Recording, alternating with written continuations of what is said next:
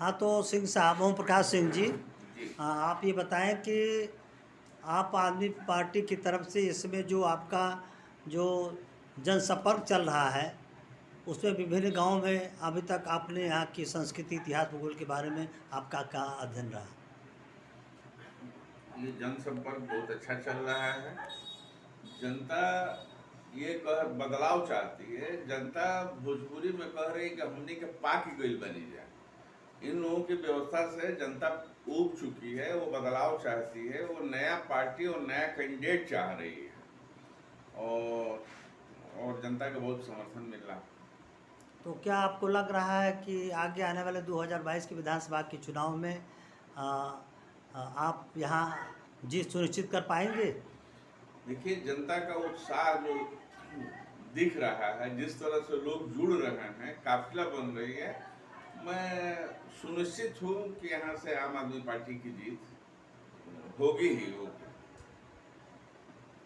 अच्छा, वर्तमान में जो भारतीय जनता पार्टी की सरकार कार्यरत है, इस सरकार के रखरखाव, कानून व्यवस्था के संदर्भ में इसको आप किस तरह से देखते हैं?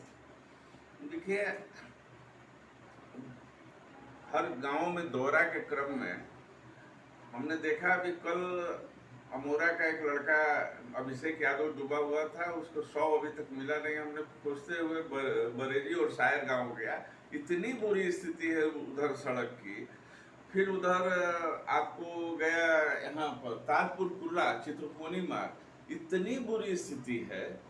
और भाजपा जो कहती है गड्ढा मुक्त सड़क, एकदम साफ दिख रहा है, कहीं कुछ नहीं है। अभी आपको जिला पंचायत चुनाव के संदर्भ में मैं मनिया गांव गया था। वहाँ पर 12-14 सब आज की तारीख में वो लकड़ी के खंभे लगे हुए हैं कि कभी भी दुर्घटना हो सकती है। मैंने देखा मत्सल हुआ सड़क पर कि वहाँ जो है माननीय मंत्री केशव प्रसाद मौर्य का बोर्ड 19 का लगा हुआ है। और जनता ने कहा कि यहाँ सड़क बनी ही नहीं, और वहाँ लिखा हुआ है कि इस सड़क का इन्होंने जो है शिलान्यास किया। तो बहुत सी चीज़ें यहाँ अभी विकास करने की गुंजाइश है और मेहनत करने की जरूरत है। ये क्षेत्र उपेक्षित रहा है, मैं ऐसा कर सकता हूँ। जैसा कि आपने कहा कि लहुआर, मनिया, अमौरा, ताजपुर कुर्रा, चित्रकोनी आदि गाँव में सघन जनसंपर्क हम लोग किए हैं। तो इन गाँव में आपको क्या लगा कि स्वास्थ्य, पेयजल, चिकित्सा, शिक्षा, सड़क की क्या स्थिति है? अब देखिए, चिकित्सा की बात है। गहमर में 1954 का प्राइमरी हेल्थ सेंटर है। वहाँ पर पहले एक्सरे की व्यवस्था थी और पैथोलॉजी थी। आज वहाँ सप्ताह में 3 दिन डॉक्टर आते हैं और सारे जो है बदहाली अस्पताल पड़ा हुआ, कोई देखने वाला नहीं है।